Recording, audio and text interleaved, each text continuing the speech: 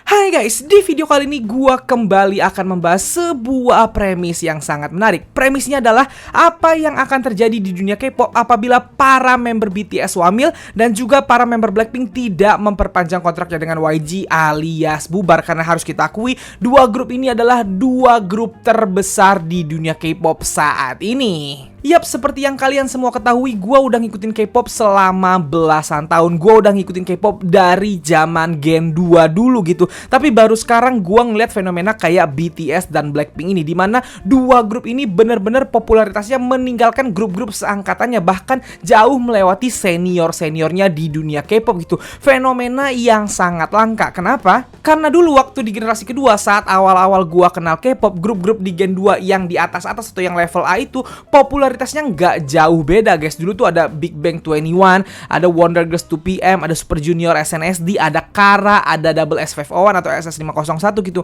Popularitas mereka tuh nggak jauh, deket-deketan gitu, walaupun ada yang lebih populer sedikit gitu. Ada yang bahkan populernya itu kayak ini lebih populer di Asia, ini lebih populer di Eropa gitu, ini lebih populer di Jepang, ini lebih populer di Cina gitu. Intinya popularitas mereka tuh hampir sama rata atau hampir seimbang, cuman beda-beda dikit doang gitu. Sedangkan di BTS dan Blackpink ini, mereka berdua tuh jauh meninggalkan teman-teman seangkatannya itu, dan itu terjadi tanpa diduga-duga. Gua inget banget sampai awal-awal Gen 3 dulu, popularitas grup-grup level A di K-pop itu masih nggak jauh beda. Di Gen 3 yang pertama kali grupnya mempelopori untuk sampai ke level A adalah EXO saat itu. Nah, setelah EXO akhirnya muncul grup-grup seperti Winner, Red Velvet, iKON, Twice gitu, masih semuanya sama rata. Waktu itu BTS udah debut tapi BTS belum sampai ke level A ketika itu gitu. Dan semuanya berubah sekitar di tahun 2017-an kalau nggak salah. Waktu BTS akhirnya makin besar. Mereka itu pertama kali ternotis jadi besar itu di tahun 2015 BTS ini dengan lagu I Need You gitu. Terus merangkak pelan-pelan sampai ke atas dan benar-benar pecah di Korea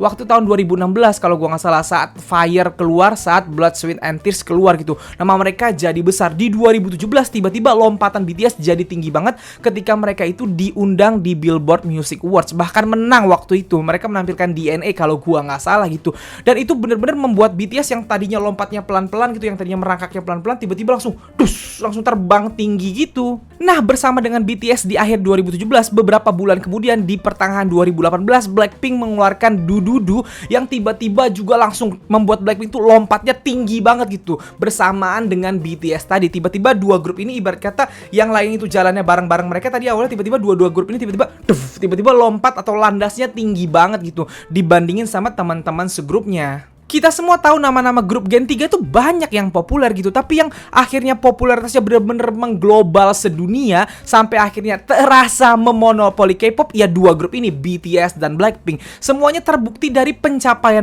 mereka, nggak usah jauh-jauh, di YouTube aja deh. Grup-grup lain itu bisa 24 jam 30 juta aja udah keren menurut gua. 50 juta aja udah susah bagi grup-grup lain gitu. Mereka bahkan bisa sampai 100 juta, Blackpink sampai 80 juta gitu. Kemarin Lisa sendiri aja 70 juta. Bayangin kalau Blackpink comeback sekarang bisa tembus berapa tuh. Kalau BTS comeback lagi, aduh, gua nggak tahu angka berapa yang bakal tertembus oleh BTS dan Blackpink gitu, karena fansnya yang bener-bener mengglobal itu tadi. Belum lagi soal mereka yang akhirnya bener-bener berhasil menembus pasar hiburan terbesar di dunia, apalagi kalau bukan Hollywood alias Amerika gitu. Lagi-lagi dimulai oleh BTS ya, makanya BTS bisa dibilang pave the way kalau urusan membuka jalan ke pasar dunia gitu, pasar Amerika gitu. Mereka yang pertama memulai dan akhirnya mereka bisa tampil reguler atau bisa tampil sebagai bintang tamu di acara TV besar di Amerika. Mereka tampil di Late Show-nya James Corden, Jimmy Kimmel, Jimmy Fallon gitu, di Good Morning America dan lain-lain gitu. Nah, setelah BTS, Blackpink mengikuti BTS sama seperti BTS berhasil tampil di situ. Setelah itu, sekarang kan kalau artis K-pop tampil di TV Amerika, kita udah nggak kaget gitu. Mereka comeback di situ di acara Kelly Clarkson, kayak di acara Jimmy Fallon gitu. Mereka tampil tuh bukan sesuatu yang wah lagi bagi kita. Dulu saat BTS pertama kali melakukan itu kayak what, BTS di Ellen, what, BTS diundang ke Jimmy Kimmel gitu. Lalu Blackpink melakukan itu juga kita kaget. Blackpink nyampe ke Jimmy Fallon juga gitu. Nah, itu tuh dulu sampai sesuatu yang sangat membanggakan bagi kita. Sekarang gara-gara hal itu udah dibuka, banyak banget grup K-pop yang bisa melakukan itu gitu. Dan walaupun grup K-pop lain bisa melakukan itu, tetap nama BTS dan Blackpink ini masih jauh di atas mereka rasanya gitu. Kekuatannya, popularitasnya, efeknya tuh tetap masih di atas mereka. Dan kalian semua juga tahu kan kalau dua grup ini diajak bahkan sama artis-artis barat untuk kolaborasi sama mereka. Biasanya orang kolaborasi itu kalau ngerasa orang yang diajak kolab itu setara sama dia popularitasnya, makanya mau ngajak kolab atau lebih tinggi gitu, ngajak kolab supaya si orang yang ngajak kolab ini dapat fame-nya dari orang yang diajak kolab gitu. Nah, biasanya seperti itu gitu. Nah, BTS dan Blackpink itu adalah grup-grup yang diajak collab sama artis-artis besar di Amerika. Blackpink udah pernah sama Dua Lipa, udah pernah sama Selena Gomez.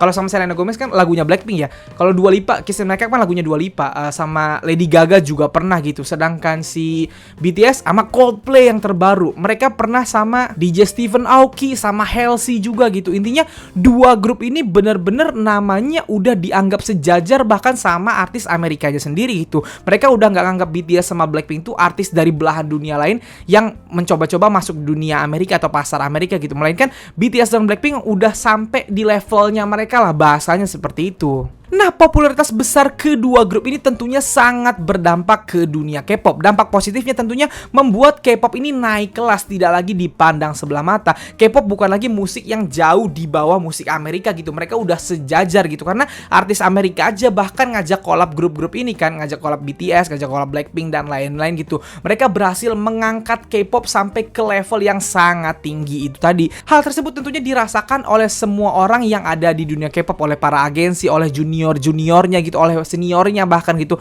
Karena nama K-pop sekarang jadi nama yang besar sendiri di luar pasar musik Amerika. Nah, sedangkan dampak negatif dari terlalu populer dan besarnya nama BTS dan Blackpink ini adalah membuat industri K-pop tidak lagi sedinamis dulu, tidak lagi seseru dulu gitu. Kalau dulu kan karena sama rata semuanya saling kejar-kejaran nih, jadi seru kelihatan pertandingannya gitu. Nah, kalau sekarang di dunia K-pop, BTS dan Blackpink ini terlalu tinggi sehingga mereka menjadi tembok untuk grup-grup lain, utamanya untuk para junior-juniornya tadi. Yap, dampak positif dan negatif itu kan selalu berjalan beriringan. Dampak positifnya mereka berdua narik K-pop sampai ke level tertinggi gitu. Tapi dampak negatifnya mereka berdua jadi tembok yang susah untuk dikejar sama grup-grup lain gitu. Beda sama grup-grup Gen 2 dulu gitu. Ketika grup-grup Gen 2 dulu populer, popularitas mereka masih bisa dikejar oleh Gen 3. Akhirnya Gen 3 yang diawali dengan EXO, lalu dilanjutkan oleh Twice, Winner dan lain-lain itu bisa ngejar popularitas grup-grup dari Gen 2 gitu. Nah, sedangkan sekarang tingginya tembok si BTS dan Blackpink ini sangat susah dikejar, utamanya untuk para junior-juniornya yang baru debut ini susah sekali untuk dinotis, akhirnya susah sekali untuk menggrab fans atau popularitas yang lebih tinggi. Karena apa? Karena setiap orang yang datang ke dunia K-pop mereka akan terpincut atau stuck di BTS dan Blackpink gitu, karena mereka berdua udah jadi patokan orang yang baru datang ke K-pop gitu, sehingga grup-grup lain susah untuk ngejar. Dan PR-nya junior-junior ini kan jadi berat banget. Gimana caranya sampai ke level BTS, sampai ke nominasi Grammy, jadi Billboard 100 kayak Blackpink, tampil di Coachella gitu. Itu kan adalah hal yang sangat sulit gitu. Jadi positifnya narik, negatifnya adalah persaingan jadi nggak terasa dinamis lagi, tidak seperti dulu. Dan apakah itu semua salah BTS dan Blackpinknya? Tentunya enggak, karena BTS dan Blackpink sendiri gue yakin nggak akan menyangka kalau popularitas mereka sebesar ini. Memang keadaan, timing, faktor luck, faktor usaha semuanya jadi satu sehingga membuat dua grup ini jadi besar banget. Mereka nggak ada salah melakukan itu, cuman ya sekarang keadaan sudah seperti ini sehingga ya itu tadi, grup-grup baru utamanya para junior kan cukup lama nih. Kalau misalnya Gen 4 itu beneran dimulai tahun 2018, sekarang udah 2021. Udah 3 tahun berjalan Gen 4 tapi belum ada nama Gen 4 yang bisa disebut level A atau selevel dengan BTS dan Blackpink itu tadi gitu. Sementara dulu di Gen 3 mulai tahun 2012, di 2013 EXO sudah dianggap selevel sama nama-nama seperti Big Bang, Super Junior, SNSD, 21, 2PM dan lain-lain gitu. Gen 4 udah 3 tahun tapi masih dianggap ya udah begitu-begitu aja sama Kanet, sama publik gitu, sama K-popers di seluruh dunia. Karena apa? Karena nama BTS dan Blackpink ini yang sangat tinggi, yang sangat sulit untuk dikejar sama mereka. Di satu sisi gua kasihan, di satu sisi gimana ya?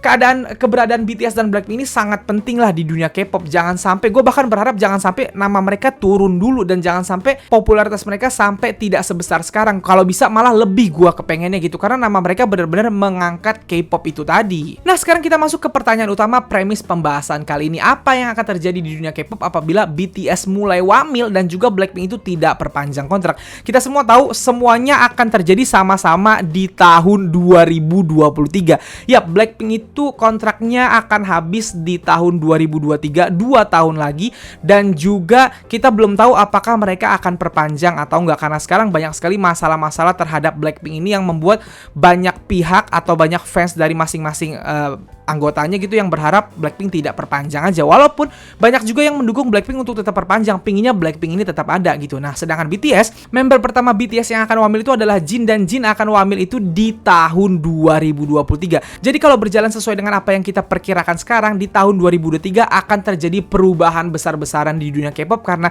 member BTS akhirnya ada yang wamil dan Blackpink kontraknya habis, dan kita nggak tahu apa yang akan terjadi ke depannya. Di sini gue mau bahas dari segi BTS-nya dulu. Gue yakin banyak dari kalian yang sering melihat kalau permasalahan wamilnya BTS ini sering kali dipermasalahkan. Dipermasalahkannya bahkan bukan sama publik Korea, tapi sama K-popers dari belahan dunia lain gitu.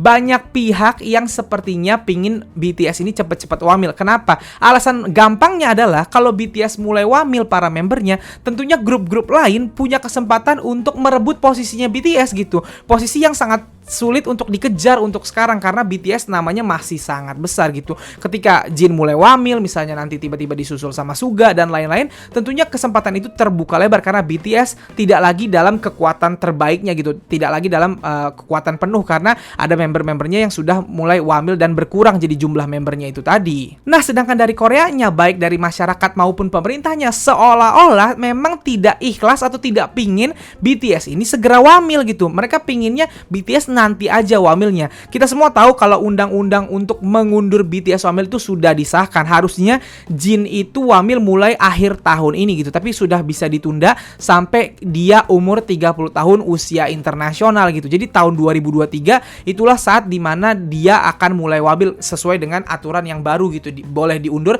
karena apa yang didapat oleh BTS sekarang itu dianggap pencapaian yang sangat besar untuk industri musik Korea. Nah, tapi kalau kalian merhatiin berita terbarunya, ada lagi wacana yang inginnya membebaskan BTS aja dari wamil gitu. Ada pihak-pihak yang pengen BTS tuh nggak usah wamil aja karena dia tuh udah terlalu besar dan dia kayak apa ya, ngebantu ekonomi negara banget. Ini nggak bisa dibantah ya guys. Dari survei yang dikeluarkan beberapa tahun terakhir itu, kalau orang dari luar negeri atau turis-turis tuh datang ke Korea ditanya penyebabnya apa, BTS adalah penyebab nomor satunya gitu. Alasan mereka ke Korea karena BTS pertama. Yang kedua kalau nggak salah karena drama Korea gitu.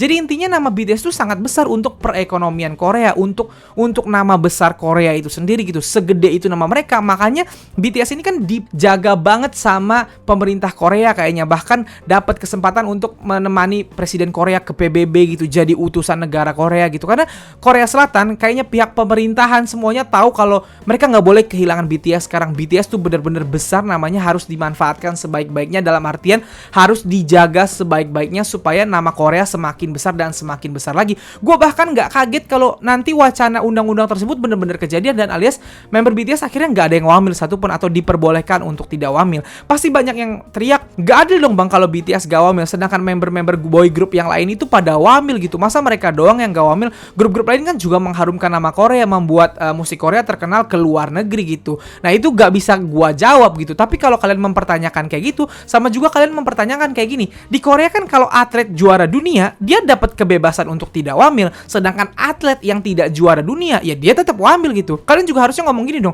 Kasian dong atlet yang lain. Kok mereka tetap wamil sedangkan yang juara dunia wamil? Kan padahal sama-sama atlet gitu, sama-sama lomba. Jadi misalnya atlet nih, sama-sama atlet bulu tangkis. Atlet bulu tangkis sama-sama dikirim ke All England misalnya. Yang satu menang All England, yang satu kagak. Yang nggak menang All England, ini dia akan tetap wamil Walaupun dia main di All England, yang menang All England, yang juara satu All England, dia akan bebas wamil gitu. Memang begitu aturannya.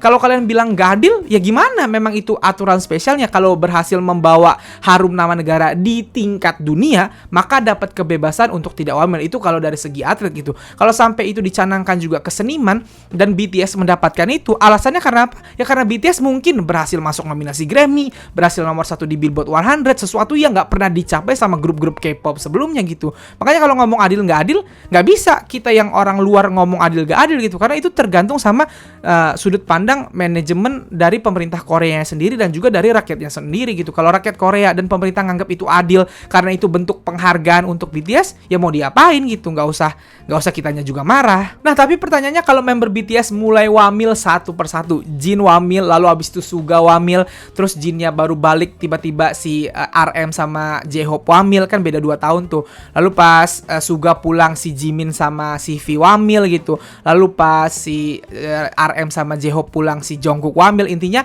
akan selalu seperti itu. Mereka akan sulit untuk tampil bertujuh lagi kalau sudah ada yang mulai wamil, karena akan terus ganti-gantian wamil sampai berapa tahun, mungkin 5 tahun, 6 tahunan gitu. Susah untuk melihat mereka comeback bertujuh lagi karena masing-masing akan ada jadwal wamilnya gitu. Nah, ketika mereka wamil, apa yang akan terjadi di dunia K-pop? Ini yang serem nih. Kalau menurut gua, apabila member BTS udah mulai wamil, maka mau nggak mau mereka awalnya comeback ber-6, lalu akan mulai comeback ber-5, lalu akan mulai ada subunit yang berdua-berdua atau bertiga-tiga, atau mulai ada project-project solo dari para membernya, kayak grup-grup lain yang sekarang membernya lagi pada wamil gitu. Nah, tentunya hal tersebut membuat BTS tidak lagi sekuat sekarang karena mereka tidak lagi bertujuh selama beberapa tahun. Nah, ketika itulah mulai akan masuk grup-grup dari Gen 4 nih, mulai akan ada nama-nama baru yang mulai mengejar popularitas BTS itu tadi. Kenapa bisa begitu? Ya karena itu hukum alamnya gitu. Ketika ada grup, ada artis yang popularitasnya mulai turun, akan ada grup yang popularitasnya naik. Itu yang akan terjadi. Itu adalah hukum pasti dalam sebuah industri entertainment gitu. Nah, itu juga yang terjadi apabila Blackpink tidak perpanjang kontrak. Apabila Blackpink tidak perpanjang kontrak dan membernya memilih berkarir solo masing-masing gitu sesuai dengan passion mereka, mungkin pergi ke acting, ada yang ingin jadi penyanyi solo, ada yang mungkin ingin balik ke negaranya, mungkin Lisa pengen ke Thailand gitu, ada yang mungkin pengen berkarir di Amerika aja, bisa jadi. Kita nggak tahu apa yang akan terjadi gitu. Apabila terjadi seperti itu, sama posisi Blackpink akan mulai direbut atau mulai dikejar sama grup-grup juniornya. Pasti akan mulai ada grup-grup baru yang akhirnya ternotis. Kenapa? Karena orang-orang yang selama ini into banget ke BTS, ke Blackpink, orang-orang non K-pop yang tadinya kenalnya BTS sama Blackpink doang, ketika grup ini sudah mulai tidak menampakkan cahayanya karena berbagai hal, karena wamil dan karena tidak perpanjang kontrak itu tadi, akan mulai mengalihkan perhatiannya ke grup-grup baru yang rising gitu. Nah, itu saatnya grup-grup lain kemungkinan akan mengejar atau mungkin dapat meruntuhkan tembok dari BTS Blackpink ini supaya mereka bisa naik ke level yang sama dengan BTS Blackpink itu tadi. Dan apakah masa itu akan membuat K-pop tidak lagi seru? Jawabannya adalah nggak yakin gua.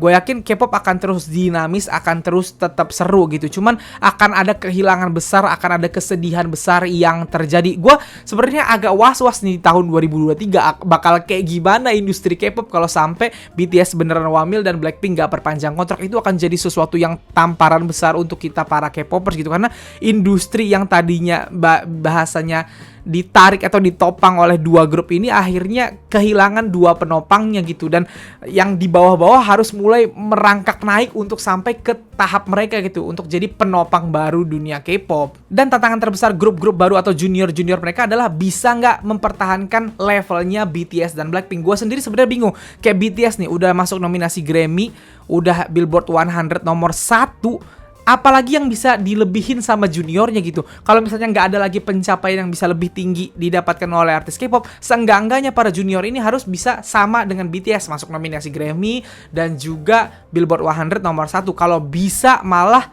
menang di Grammy gitu. Menangnya bukan cuma di song misalnya, tapi juga di kategori album, di kategori artis dan lain-lain. Itu yang harus dilakukan oleh junior-juniornya gitu. Dan gue yakin ancang-ancang itu sudah mulai dilakukan dari sekarang sama agensi-agensi lain yang bersiap dengan apa yang terjadi ke depannya di tahun 2023. Nah, cuman permasalahannya kalau ternyata BTS tidak wamil atau diperbolehkan untuk tidak wamil dan Blackpink ternyata memutuskan untuk tetap bersama dan as Blackpink, gua nggak tahu tuh dunia K-pop bakal sebesar apa.